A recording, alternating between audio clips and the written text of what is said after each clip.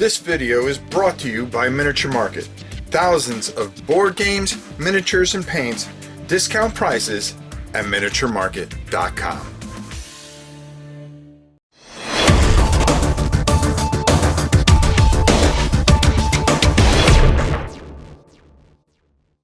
Now everybody knows that I do anything for my kids, and when my daughter, who is the hugest zombie fan of all time, says there's a game that she's really interested in, well, I'm going to take a look at it. Now, she's a massive fan of Resident Evil. So when Resident Evil 2, the board game, came out, you knew that I was going to have to get it because, well, she wanted to play it for sure. So, is it good? Or is it just, Well, there's only one way to find out. Let's go down to the table. Okay, I am not going to explain every rule here, but I'm going to go over this the best I can very quickly so you guys understand how this kind of works. What we have here is you're going to have phases, okay? There's an action phase, and that's where our hero is going to take any number of actions. You get four actions to do per turn. You can move, you can attack, open a door, search, trade, use item, okay? Plain and simple. You can do any of those four, as many as you want, but only 4 times. So if you want to move 4 times, that'd be 1, 2, 3, 4. You're off and running. Or trade things, or if you want to attack, you can attack 4 times. Now, our zombies also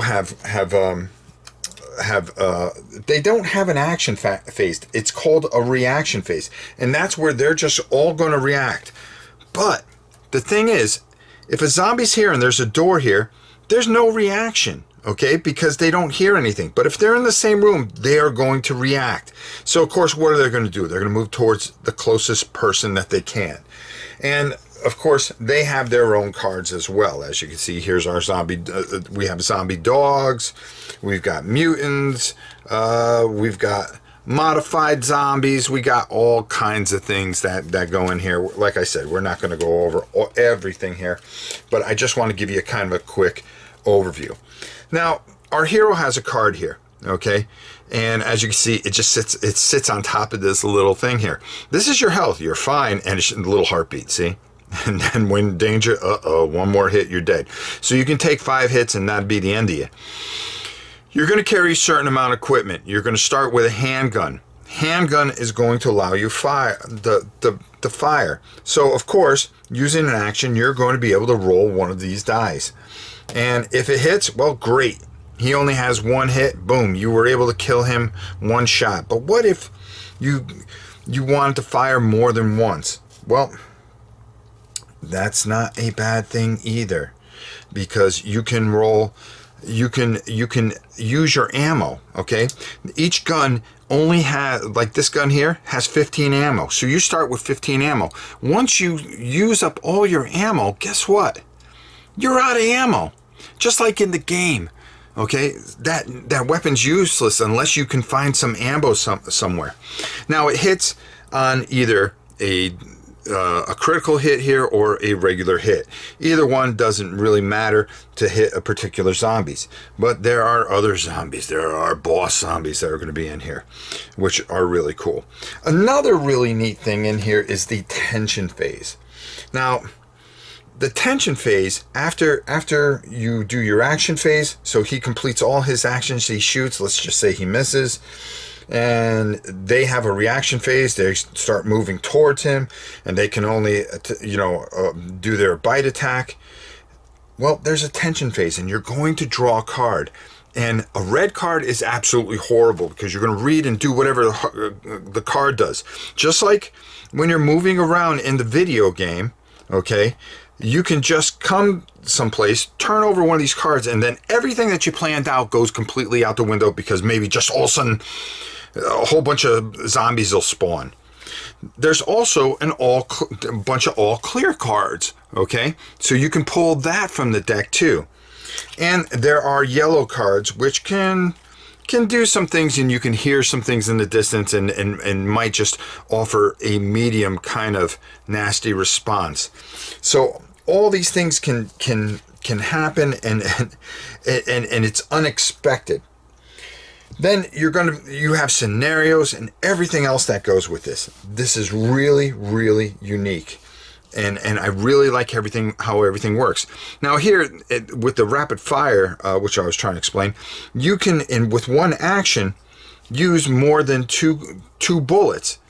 So instead, say you want to shoot once, well, but you have rapid fire, you can add 2 more dice, but it's going to cost you 3 clicks. And that really depends on you wondering if you're able to hit that particular zombie at that particular moment, or how your rolling is. If you don't trust your rolling, you're going to want to spend and make sure that you get that zombie out of the way, because maybe the objective is right behind it. And there's all kinds of objectives and things that you can do with it. The other thing is, if a zombie is about to attack you, you can try to evade. Now over here, this is an evade. You can roll 2 evade dice. And if you roll this, you're able to push the zombie back, which isn't bad. But if you don't, well, guess what? He's going to take a bite out of you and your health's going to go down, and that's bad. And if you got a bunch of zombies around you, well, that's not going to help you either.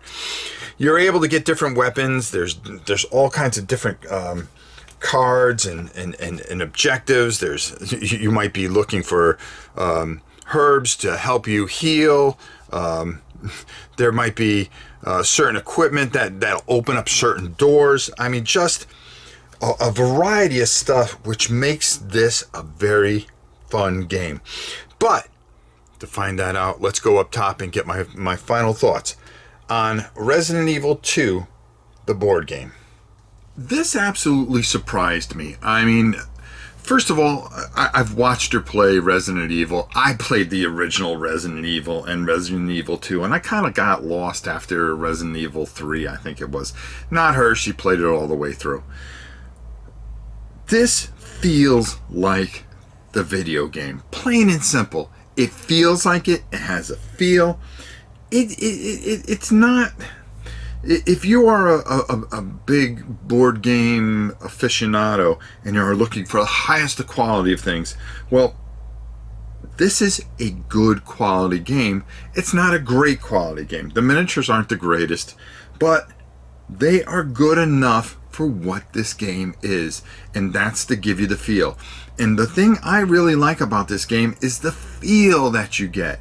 You feel like you're playing the video game, because the game, there's tons of surprises.